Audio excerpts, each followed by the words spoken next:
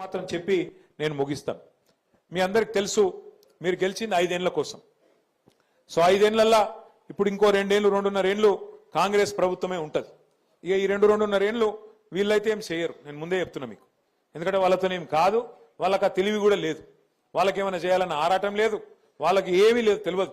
ఎందుకు తెలియదు అంటున్నా అంటే ఉత్తగానే అంటలేను, నాకేం అక్కస్తోని అంటలేను. 10 ఏళ్ళు కేసీఆర్ గారు పల్లెలను ఎట్లా బాగు చేసిండో మీ కళ్ళ ముంగట్నే ఉన్నది. కేసీఆర్ గారి ప్రభుత్వంలో ఎంత గొప్పగా మనం పనిచేసినామో కూడా మీ కళ్ళ ముంగట్నే ఉన్నది. ఇలా అప్పుడప్పుడు ఊళ్ళు తిరుగుతున్నప్పుడు చాలా సంతోషం అవుతుంది. నేను ఆ మధ్యన ఒకసారి ఆ గూడెం మీదకి వెళ్ళి కొండాపూర్ పోయేటప్పుడు ఆ రామరెడ్డి పల్లె మీకెళ్ళి మధ్యలోకి మనం వేసుకున్న రోడ్లకి వెళ్ళి పోయినా.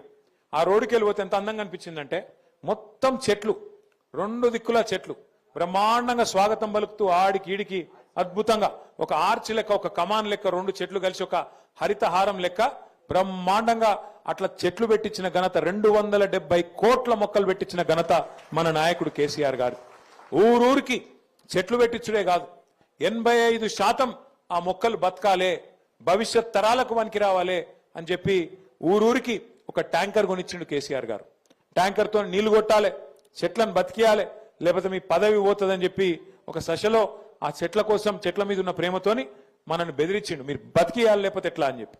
అట్లాగే ఊళ్ళో చెత్త తీయాలి, సాఫ్ ఉండాలి, లేకపోతే రోగాలు వస్తాయి, మన పిల్లలకే గోస అవుతుందని చెప్పి ప్రతి ఊరికి ఒక ట్రాక్టర్, ప్రతి పల్లెకు ఒక ట్రాక్టర్ కొనిచ్చిండు కేసీఆర్ గారు. ఇలా ట్రాక్టర్ల డీజిల్ కూడా పోతలేరు కాంగ్రెస్ వాళ్ళు, వాస్తవం చెప్పాలంటే. ట్రాక్టర్ల డీజిల్ లేవు, ట్యాంకర్ల నీళ్లు లేవు, ఆఖరికి బుగ్గలు ఖరాబ్ అయితే ఎల్ఈడి బుగ్గలు పెట్టినాం, బుగ్గలు మార్చేటోడు కూడా లేదు. అట్లాంటి పరిస్థితి తీయాలి. చెత్త తీసేటోడు లేడు, బుగ్గ మార్చేటోడు లేడు. అట్లా ఆగమాగం అయిపోయింది మళ్ళీ తెలంగాణ పల్లె పరిస్థితి ఈ 2 ఏళ్లలో కేసీఆర్ గారు లేకపోతే. అందుకే గౌరవ సర్పంచ్లను నేను కోరుతా ఉన్నా, నిన్న మొన్నటి దాకంటే మీరు లేరు, ఇలా మీరు వచ్చిండ్రు. 22 నాడు మీరు ప్రమాణ స్వీకారం చేస్తున్నారు. మరి 22 ప్రమాణ స్వీకారం చేసిన తర్వాత మీరు బాధ్యతగా తీసుకోండి. మీకు గవర్నమెంట్ల నుంచి, కేంద్రం నుంచి, రాష్ట్రం నుంచి మీకు హక్కుగా రావాల్సిన డబ్బులు ఇప్పించే బాధ్యత నాది, తప్పకుండా కొట్లాడి ఇప్పించే బాధ్యత నాది. ఆ విషయంలో మీరు భయపడాల్సిన అవసరం లేదు. మనకు అసెంబ్లీలో జాగున్నది, పార్లమెంట్లో జాగున్నది, ఏడ కొట్లాడినా అట్లా కొట్లాడదాం, మీకు డబ్బులు వచ్చేటట్టు ఇంతజాం చేద్దాం, కొట్లాడి మీకు ఇప్పించే ప్రయత్నం మేము చేస్తాం. తప్పకుండా నాకు విశ్వాసం ఉంది, వాళ్ళకి ఇయ్యక తప్పది, కానూన్ ప్రకారం వాళ్ళు ఇయ్యాల్సిందే, అవి మీ అకౌంట్లోకి రావాల్సిందే. వాటిని మనం పద్ధతి ప్రకారం ఖర్చు పెడదాం.